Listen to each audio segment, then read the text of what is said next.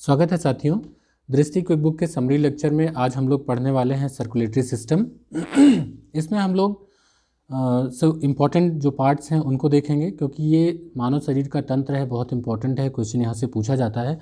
तो circulatory system में क्या इंपॉर्टेंट है पहले देख लेते हैं उसको। सबसे पहले 3 बातें हमें याद रखनी है कि इसका जो फ्लो होगा वो हमेशा एक निश्चित दिशा में होगा, यानी कि जो ब्लड सर्कुलेशन है उसका डायरेक्शन एक होगा, वो भी निश्चित होगा। दूसरा क्या होगा, इसका काम कौन करता है, तो सर्कुलेशन सिस्टम का काम करता है हार्ट, हृदय। इसकी खोज किसने की थी, तो विलियम हार्वे ने की थी। तो 3 बातें आपकी यहाँ इंपॉर्टेंट हो जाती हैं। किसको किसको कहेंगे सर्कुलेटरी सिस्टम, तो इसमें आपका आएगा हृदय, रुधिर और रुधिर वाहिकाएँ। तो तीनों हैं, डिटेल में पढ़ेंगे। सबसे पहले बात करते हैं हार्ट की।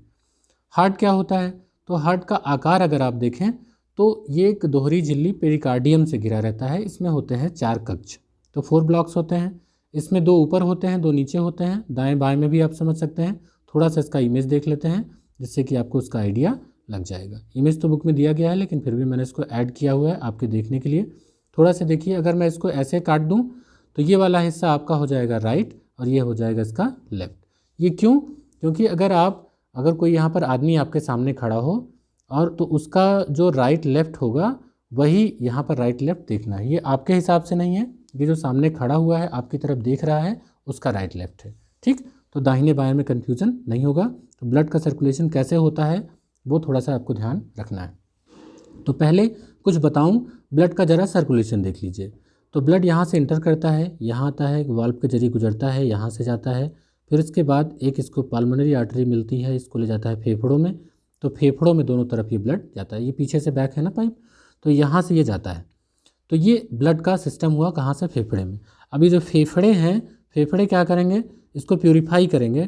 प्यूरिफाई करके क्या करेंगे, फिर यहाँ पर पल्मरी वेन के जरिए इसको ले आएंगे, इस ब्लड को यहाँ इस जो लेफ्ट आर्ट्रियम है, फिर उसके बाद ये आएगा वेंट्रिकल में, और वहाँ से फिर उसके बाद ये जो ब्लड है, एक देखिए यहाँ पर ये दिया हुआ है अरोटा, यहाँ से ये निकल जाएगा, जिसको बोलते हैं महाधमनी। तो ब्लड का सर्कुलेशन समझ लें कि ये एक चार्ट रहा, और यहाँ से जो ब्लड प्यूरिफाई होगा तो वो इस तरीके से बाहर जाएगा। तो इतना अगर आपके माइंड में आ गया है तो अब आपको थोड़ा सा समझना है इसकी प्रमुख बातों को। अब यहाँ पर दायां बायां समझने के लिए आपने देख लिया, राइट वाला कौन सा हिस्सा होगा ये, लेफ्ट वाला कौन सा हिस्सा ये। अब यहाँ पर दिया है एक ब्लॉक है एट्रियम, एक ब्लॉक है वेंट्रिकल। ठीक इधर भी ऐसे ही है, एट्रियम और वेंट्रिकल। हिंदी में क्या होगा, ये होगा आलिंद और ये होगा निलय। जो निचला हिस्सा है निचला निलय याद रहेगा। निलय कहाँ होगा, नीचे होगा। राइट लेफ्ट आपको पता चल गया। ऊपर कौन सा होगा, आलिंद होगा, राइट एंड लेफ्ट एट्रियम होगा। ठीक है, कुछ इसमें वॉल्व हैं, उनके नाम थोड़ा देख लेते हैं। जब ब्लड राइट एट्रियम से आएगा राइट वेंट्रिकल में, दाएं आलिंद से यहाँ पर आएगा, तो जो ये वॉल्व लगा है ताकि वापस न जाने पाए इसलिए एक वॉल्व लगा हुआ है, इसको कहते हैं ट्राइकास्पिड वॉल्व। ठीक है, जब ये ब्लड जाएगा यहाँ पर, इसमें इंटर करेगा, तो यहाँ पर भी एक होता है पल्मोनरी वॉल्व। इसको क्या बोलते हैं, पल्मोनरी वॉल्व। यही है पल्मोनरी आर्टरी, जो आपकी फुफ्फुस धमनी है। अभी किस में शुद्ध बहता है, किस में अशुद्ध बहता है, इसको भी थोड़ा सा समझेंगे। पहले समझ लेते हैं वॉल्व के नाम। तो ये हो गया आपका ट्राइकास्पिड वॉल्व, यहाँ हो गया आपका पल्मोनरी वॉल्व। उसके बाद आप देखिए, तो आपको जब इधर से ब्लड प्यूरिफाई होकर के आएगा तो एक वाल्व का नाम यहाँ पे लेगा माइट्रल वाल्व, और एक जब इसमें जाएगा तो एओर्टा वाल्व। ठीक है, तो आपके ये 4 वाल्व हैं जो इम्पॉर्टेंट हैं, जिनके नाम हैं। और ब्लड का सर्कुलेशन कैसे होगा, तो सबसे पहले आएगा दायां आलिंद, फिर दायां निलय, उसके बाद फिर फुफ्फुस धमनी, फिर जाएगा हृदय में, हृदय से आएगा बाएं आलिंद, बाएं आलिंद के बाद बायां निलय, उसके बाद फिर आपके चला जाएगा महाधमनी में, एओर्टा में। ठीक, तो ये आपका क्रम रहा। अब थोड़ा सा पढ़ते हैं बुक के बारे में, उम्मीद करता हूँ कि आपको ये समझ में आया होगा। तो हार्ट में क्या है कि इसमें कहा जा रहा है 4 कक्ष होते हैं, जिनमें 2 अपेक्षाकृत छोटे होते हैं। जो ऊपर वाले हैं आपके एट्रियम, वो छोटे होते हैं, ऊपर पाए जाते हैं, उनको क्या कहते हैं, आलिंद या एट्रियम। और जो 2 अपेक्षाकृत बड़े होते हैं, अब भूलेंगे नहीं, नीचे वाले दोनों, तो निलय, वेंट्रिकल। अब थोड़े जो जीके के फैक्ट्स हैं उसको देख लेते हैं कि सामान्य मनुष्य का जो हृदय होता है उसका वजन कितना होता है, लगभग 300 ग्राम होता है। कितना होता है, 300 ग्राम होता है। 70 से 80 बार धड़कता है प्रति मिनट। जो आपका बीपी होता है 120 से 80 होता है, यहाँ पर जो सिस्टोलिक प्रेशर होता है वो 120 होता है और जो आपका डायस्टोलिक प्रेशर होता है वो 80 होता है। एक बार पूछ लिया था कि इसका जो मापन है वो कैसे होता है, तो mmHg। तो ये थोड़ा सा ध्यान रखिएगा कि इसका जो प्रेशर है वो इस तरीके से मापा जाता है। ठीक, अब इम्पॉर्टेंट क्या है कि जो ये ब्लड सर होता है आपका बीपी ब्लड प्रेशर, ये आपके एटमॉस्फेरिक प्रेशर से ज़्यादा होता है, यानी कि रक्तचाप जो आपकी बॉडी में है वो वायुमंडलीय दाब से अधिक होता है। ठीक, हृदय की धड़कन पर नियंत्रण के लिए किसकी आवश्यकता है, तो पोटेशियम की आवश्यक है। और दो धड़कनों के बीच में यह हृदय आराम कर लेता है। जो अंतर होता है सिस्टोलिक और डायस्टोलिक का 120 और 80 के बीच में अंतर कितना है, 40 mmHg है। तो यही जो है इसका कहलाता है नाड़ी दाब। तो हृदय कितना काम करता है, तो 5 लीटर जो ब्लड है वो पर मिनट ये पंप करता है, बहुत ज़्यादा काम करता है। और जो नाड़ी की गति होती है वो 70 से 90 पर मिनट के समान लगभग होती है। ठीक है, अब यहाँ दो इम्पॉर्टेंट जीके के फैक्ट हैं कि जो रोमैटिक हृदय का रोग है वो इसका इलाज एस्पिरिन की मदद से किया जाता है, और जो इलेक्ट्रोकार्डियोग्राम है ECG जिसको कहते हैं, तो इससे हृदय की गतिविधि को देखा जा सकता है। एक इम्पॉर्टेंट फैक्ट ये है कि हार्ट अटैक के क्या लक्षण हो सकते हैं, तो सीने में तेज दर्द, तेज पसीना आना, जी मचलाना, बाह में दर्द और झंझनाहट हृदयाघात के प्रमुख लक्षण हो सकते हैं। आइए अब थोड़ा सा कुछ और इम्पॉर्टेंट फैक्ट्स देख लेंगे, तब उसके बाद हार्ट को हम लोग डिसाइड करेंगे। कभी कभी नवजात शिशुओं में क्या होता है कि पाया जाता है फोरामेन ओवल। तो इसमें क्या होता है कि थोड़े बहुत जो एक छेद होता है हार्ट में, तो जन्म के उपरांत वो बंद नहीं होता है। तो क्या होता है, इसमें रक्त का पूर्ण तरीके से शुद्धिकरण न होना, ऑक्सीजन युक्त नहीं होना, ऐसा होता है। तो क्या होता है, उनकी त्वचा, नाखून, होंठ रंग का असमान रूप से नीला पड़ जाता है। तो ये जो फोरामेन ओवल की समस्या है इसे कहते हैं ब्लू बेबी सिंड्रोम। तो ऐसे शिशुओं को ब्लू बेबी कहते हैं। अपर्याप्त ऑक्सीजन के कारण उनका रंग नीला पड़ता है। इसको साइनोसिस भी कहते हैं। कभी कभी फेफड़े द्वारा रक्त को शुद्ध न कर पाना भी इसका एक कारण होता है। और इम्पॉर्टेंट एक फैक्ट ये है कि साइनोसिस का एक और कारण है मिथेमोग्लोबिनेमिया।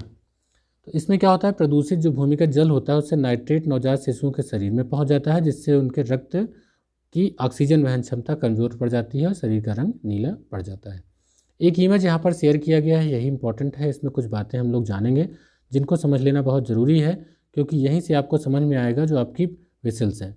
तो दो होती हैं, एक होती है धमनी, एक होती है सिरा। इनका डिटेल हम लोग अभी आगे इसी बुक में पढ़ लेंगे। तो हम लोग थोड़ा सा पहले जान लेते हैं धमनी। धमनी कौन सी होती है, तो धमनी धड़कन से, तो धमनी अच्छा थोड़ा सा जान ही लेते हैं तब इमेज पे आता है। जो आपकी धमनी है, धमनी सिरा केशिकातीन होती हैं। तो धमनियाँ जो होती हैं आर्टरीज, ये हार्ट से ब्लड को ले जाती हैं। धमनी यानी कि धड़कन से शरीर, तो ऐसे याद रखेंगे तो याद रहेगा। तो धमनी में कैसा होगा, तो धमनी में चूंकि जब शरीर में भेजा जा रहा है तो प्योरीफाइड ब्लड जाएगा ना, तो धमनी में शुद्ध रक्त का प्रवाहित होता है। तो ये बात ध्यान रखने वाली बात है कि जब हृदय से जा रहा होगा तो कैसा रक्त प्रवाहित होगा, शुद्ध रक्त प्रवाहित होगा। तो ये धमनी का याद रखना है। हृदय से विभिन्न अंगों में जाएगा, हार्ट से जाएगा, शुद्ध रक्त प्रवाहित होगा। अब इसमें सब में ना फुफ्फुस जब लग जाए तो काम उल्टा हो जाएगा। अब ये फुफ्फुस वाला सिस्टम कहाँ है थोड़ा भी समझेंगे, पल्मोनरी, ठीक है, उसको हम लोग इमेज पे समझने की कोशिश करेंगे। अभी एक चीज़ बिना टेंशन के याद रखिए कि धमनी में आपका शुद्ध रक्त प्रवाहित होता है।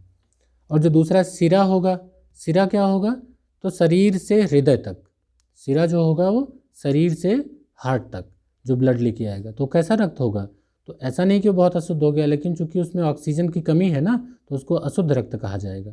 तो अशुद्ध रक्त प्रवाहित होता है सिरा में। तो धमनी धड़कन से जा रहा है, शरीर में जा रहा है तो शुद्ध जाएगा। और जो सिरा है वो कैसा होगा, तो सिरा में चूंकि शरीर से हृदय तक आ रहा है यानी कि शुद्ध होने आ रहा है तो अशुद्ध रक्त होगा। तो धमनी शुद्ध रक्त, सिरा अशुद्ध रक्त, इतना याद हो गया। अब थोड़ा समझने की कोशिश करेंगे कब ये उल्टा हो जाता है। अक्सर कर पूछा जाता है कि जो पल्मोनरी है ये कहाँ से आ जाता है शब्द, तो थोड़ा यहाँ पर समझते हैं ब्लड सर्कुलेशन। अगर ये समझ जाएंगे तो हमें पल्मोनरी भी समझ में आ जाएगा और धमनी और आर्टरी जो है वो भी, जो आर्टरी है, वेन्स हैं, वो भी समझ में आ जाएगा। तो ये आपका हार्ट है। हार्ट में क्या है, राइट आपको पता है कि ये वाला हिस्सा राइट है लिखा हुआ है, ये वाला हिस्सा आपका लेफ्ट है। शरीर से जो ब्लड आएगा वो कैसे आएगा, तो आपके लिए जो रास्ते हैं इधर से आने के लिए बने हुए हैं। तो ये इसमें मैं इसको रेड ले लेता हूँ, थोड़ा आपको अच्छे से दिखाई देगा। ये है अग्र महाशिरा। अग्र महाशिरा से ब्लड आया, कहाँ पर आया, ये आपका है राइट एट्रियम, दायां आलिंद। अब दाएं आलिंद से ब्लड जाएगा आपके दायां निलय में। ये बताइए जब यहाँ जाएगा तो क्या अपने आप चला जाएगा, फिर क्या वापस नहीं जा सकता? जा सकता है। तो चूंकि एक दिशा बनी रहनी चाहिए, इसके लिए प्रकृति ने क्या किया है, एक यहाँ पर दिया है वाल्व। तो इसका नाम देखिए, दाएं आलिंद से दाएं निलय के बीच में एक वाल्व है, इसका नाम है ट्राइकास्पिड वाल्व, त्रिकपाटीय वाल्व, ट्राइकास्पिड वाल्व। तो इस जो आपके राइट एट्रियम से ट्राइकास्पिड वाल्व होते हुए राइट वेंट्रिकल में आपका ब्लड पहुंचता है। तो शरीर से आ रहा है तो अशुद्ध रक्त होगा, यहाँ भी अशुद्ध रक्त होगा, यहाँ भी अशुद्ध रक्त होगा। क्या इतनी जगह वो शुद्ध हुआ कहीं? नहीं, यहाँ कोई शुद्धि नहीं हुई। आपको पता है कि राइट वाला हिस्सा इधर है, लेफ्ट वाला हिस्सा यही है। तो राइट वाले हिस्से से अभी लेफ्ट में नहीं जाएगा ब्लड, अब यहाँ से कहाँ जाएगा? इस अशुद्ध रक्त को भेजना है कहाँ? शुद्ध करने के लिए फेफड़े के पास। फेफड़े कहाँ लगे हुए हैं? इधर भी लगे हुए हैं, इधर भी लगे हुए हैं, दोनों डायरेक्शन में। तो इधर भी देखिए आपकी पाइप है, इधर भी पाइप है, आपकी दोनों तरफ, दोनों फेफड़ों के लिए यहाँ पर बना हुआ सिस्टम। तो ब्लड यहाँ से आया और उसके बाद एक आएगा यहाँ पर वाल्व, इस वाल्व को पार करके इस नली के जरिए जाएगा फेफड़े में, ब्लड जाएगा। फेफड़े रक्त को शुद्ध करने का काम करते हैं, है ना। तो ये जो यहाँ पर एक धमनी है, ये धमनी क्या कर रही है? धड़कन से ले जा रही है हार्ट में। तो धड़कन से हार्ट में ले जा रही है, काहे लिए ले जा रही है? शुद्ध करने के लिए ले जा रही है। तो प्यूरिफाइड ब्लड लेके जाएगी कि अशुद्ध रक्त लेके जाएगी? अशुद्ध रक्त जा रहा है ना, तो अशुद्ध रक्त लेके जाएगी। इसीलिए कहा जाता है कि जो पल्मोनरी धमनी है, फुफ्फुस धमनी है, उसमें अशुद्ध रक्त बहता है। तो अशुद्ध रक्त कहाँ चला गया? फेफड़े में चला गया। अब वो फेफड़ा क्या करेगा? शुद्ध करेगा, यानी कि उसमें ऑक्सीजन आ रही है ना, तो उसमें ऑक्सीजन आ जाएगा, वो शुद्ध हो जाएगा। फिर क्या होगा? फिर एक यहाँ पर एक सिरा होगी जिसको कहेंगे पल्मोनरी वेन, पल्मोनरी सिरा। तो ये जो शिलाएँ हैं, यहाँ से क्या होगा? ये ब्लड आ जाएगा आपके जो इसके हृदय का जो यहाँ पर बायां हिस्सा है। अपने से दायां बायां मत देखिएगा, आदमी से दायां बायां देखिएगा जो आपके सामने खड़ा है। तो ये आपके आ जाएगा बाएं आलिंद में। अब ये कैसा रक्त हो गया? शुद्ध रक्त हो गया। अब यहाँ पर भी एक वाल्व है, अब इनके नाम देख लेंगे, ठीक है। यहाँ से जब आएगा तो ये आपके निचला हिस्सा है, निलय है, तो इसको क्या कहेंगे? लेफ्ट वेंट्रिकल, बायां निलय। यहाँ ब्लड आएगा। उसके बाद देखिए ये एक बना हुआ है एओर्टा, महाधमनी, यहाँ से इसको शरीर के विभिन्न हिस्सों में भेज दिया जाता है। वाल्व के नाम देख लेते हैं। जब आपके दायां आलिंद से दायां निलय में जाएगा तो ट्राइकास्पिड वाल्व, ये आपका लिखा हुआ है। जब यहाँ से अशुद्ध रक्त भेजा जाएगा हार्ट में तो ये मिलेगा एक पल्मोनरी वाल्व। और उसके बाद जब ये ब्लड प्यूरिफाई होकर के आएगा तो कहाँ आएगा? दायां आलिंद में। फिर इसको भेजा जाएगा निलय में, तो क्या होगा? इसका नाम क्या होगा? Mitral valve. क्या नाम होगा? Mitral valve. और जो यहाँ से लेके जाएगा तो इसको कहेंगे एओर्टा, यानी कि महाधमनी। जो आपकी ये ब्लड एंट्री करा रहा है, ये सिरा है, अग्र महासिरा, निचला हिस्सा इसका पश्च महासिरा है। तो इस तरीके से इसके नाम भी आपको देखने को मिल जाता है। तो ये रहे पूरे आपके ब्लड के फंक्शनिंग, कैसे हार्ट में ये जाता है, कैसे काम करता है। अब थोड़ा सा इसको पढ़ लेंगे, यही चीज़ें दी गई हैं। धमनियाँ शरीर में काफ़ी गहराई में होती हैं। जो महाधमनी है एओर्टा आपने पढ़ा, तो शरीर की सबसे बड़ी धमनी है जो बाएं नीले से शुद्ध शरीर रक्त में पहुंचाती है। एओर्टा सबसे लास्ट में देखा था। जो पल्मोनरी आर्टरी है वो क्या है? तो पल्मोनरी आर्टरी मैंने आपको बताया कि दाएं नीले से अशुद्ध रक्त फेफड़ों तक पहुंचाएगी, तभी तो वहाँ शुद्ध होगा। उसका नाम क्या होगा? फुफ्फुस धमनी। अब नाम में कन्फ्यूज़न होगा। अब यहाँ दायां आलिंद बायां आलिंद है, ऊपर होगा कि नीचे? अब कन्फ्यूज़न दूर हो गया ना, ये ऊपर का हिस्सा होगा। तो दायां आलिंद क्या करेगा? शरीर से अशुद्ध रक्त प्राप्त करेगा अग्र महाशिरा से। उसके बाद बायां आलिंद क्या होगा? ये फेफड़ों से शुद्ध रक्त प्राप्त करेगा। अब एक को कन्फ्यूज़न रह गया? नहीं रह गया। अगर इमेज को आप समझ गए तो एक बार फिर से देखिए, ना समझ में आया तो। शिराओं का काम क्या है? तो ये शरीर से हार्ट तक ले आती हैं ब्लड, तो अंगों से हृदय में ले आती हैं। अशुद्ध रक्त प्रवाहित होता है, ये त्वचा के समीप पाई जाती हैं, ऊपर होती हैं। जो इसमें महाशिरा है, वेना कावा सुपीरियर और इंटीरियर वेना कावा मैंने आपको दिखाया। तो ये जो महाशिरा है, अग्र महाशिरा पश्चिम महाशिरा, तो हृदय के दाहिने भाग को ऑक्सीजन की कमी वाले रक्त की आपूर्ति करता है, यानी जो अशुद्ध रक्त आता है। तो दो प्रकार का होता है अग्र और पश्चिम महाशिरा। इसमें जो पल्मोनरी वेन होती है क्या करती है? तो ये फेफड़ों से जो रक्त शुद्ध हो जाता है उसको भेजाता है कहाँ पर? बाएं आलिंद में। अभी आपको दाएं आलिंद कहाँ है, बाएं आलिंद कहाँ है, निलय कहाँ है, अब आपको कन्फ्यूजन रहा? नहीं रहा। नहीं रहेगा। तो दायां निलय भी, बायां निलय भी समझ लीजिए। निलय यानी कि निचला हिस्सा, दायां बायां में कन्फ्यूज़न है नहीं। क्यों नहीं है? क्योंकि आदमी आपके सामने खड़ा हुआ है, और जब आदमी आपके सामने खड़ा हो, आपको देख रहा हो, तो उसी का दायां बायां आप हट में देख लीजिए। जो वाल्व के नाम है, कई वाल्व पाए जाते हैं। हमने आपको बाइकास्पिड, ट्राइकास्पिड वाल्व बताया, ट्राइकास्पिड के बाद आपको माइट्रल वाल्व बताया, पल्मोनरी वाल्व बताया। मैंने तो आपको कई वाल्व बताए हैं इसमें, जो आपको इसमें दिया गया है। जो हृदय का दाहिना कक्ष होता है, इसमें अवस्थित होता है सिनोएट्रियल नोड, ऐसे नोड हृदय की गति को नियंत्रित करता है। इसको प्राकृतिक पेसमेकर भी कहा जाता है। जो हृदय की पेसमेकर कोशिकाएं होती हैं, वो विद्युत तरंग उत्पन्न करती हैं, जो स्पंदन को निष्पादित करती हैं। हार्ट मर्मरिंग जो है, तो जो माइट्रल वाल्व्स होते हैं, तो ये क्या होते हैं कि हृदय के निकट स्थित रक्त सिराओं में रक्त प्रवाह के कारण उत्पन्न होती हैं हृदय की ध्वनि यानी कपाटों से। तो ये आपके हार्ट मर्मरिंग इसको कहते हैं। तो ये रहा हमारा पूरा हार्ट का। इसके बाद हम लोग देखेंगे ब्लड का, रुधिर। तो ये एक बड़ा पार्ट है, इसको थोड़ा सा अच्छे से समझना है। तो इसको हम लोग अपने अगले लेक्चर में कंप्लीट कर लेते हैं।